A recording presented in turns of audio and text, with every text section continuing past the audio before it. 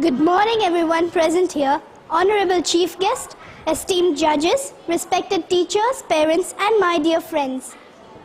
Myself Alisha, a 7th grader, and I'm from Staines Anglo-Indian Higher Secondary School.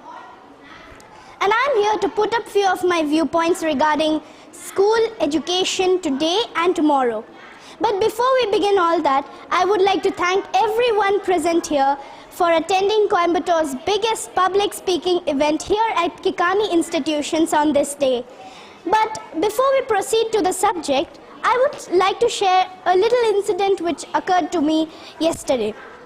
Actually, I was preparing for the speech and suddenly my little sister came and asked me, "What is this education? You're going on repeating this word education, education. What does that mean?" I explained to her that education is learning what you didn't even know that you didn't know. And then she was like, "What?" Then I again explained her that education is learning what you didn't even know that you didn't know. Then she told, "Yeah, okay, fine." But I knew that she didn't understand it yet. And actually that was an old proverb by Aristotle.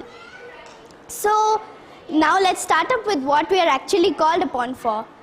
Now, when we talk about education, the first thing which comes into my mind is primary education. So when we talk about primary education, it is the first step towards developing skills, characteristic features of a child, and an overall personality of a child.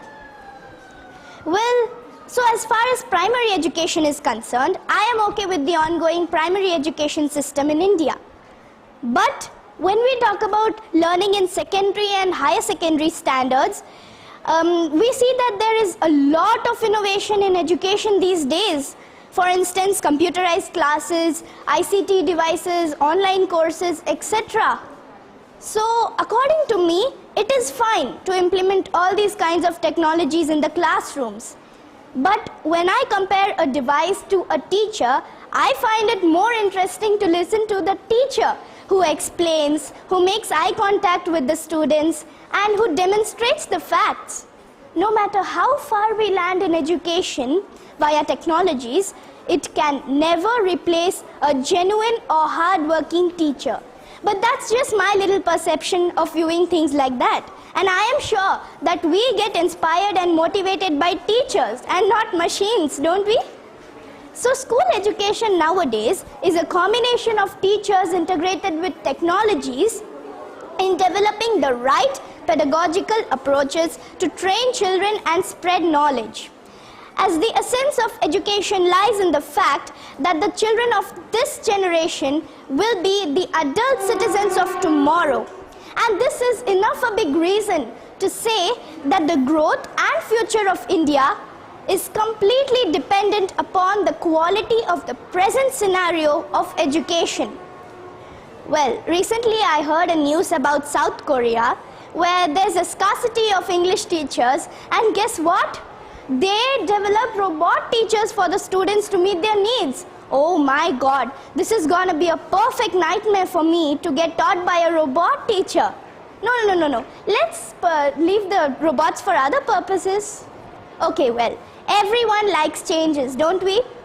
And the change I want to see in Indian educational system is to have more focus on the skill-based education rather than rote memory and mugging up things and vomiting it on the paper. Well, and ladies and gentlemen, I would like to draw your attention to one more essential topic of mine, which is that there is no doubt that India has produced numerous professionals and engineering graduates in the world, but that hasn't helped us in any way. Rather, we are running call centers for the rest of the world, instead of the engineering graduates helping us in developing the technological innovations here in India. So actually, the ambition of school education should be to give rise to entrepreneurs, innovators, scientists, artists, thinkers, and writers who can construct the foundation of school knowledge-based economy rather than heading towards an inferior service provider nation.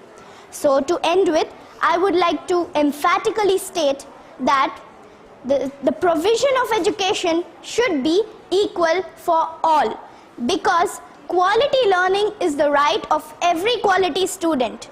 No matter which little state or which little village the child is from, everyone has to get equal and proper education. So, if we look further into this matter, we see that there are a lot of poverty problems going on in India.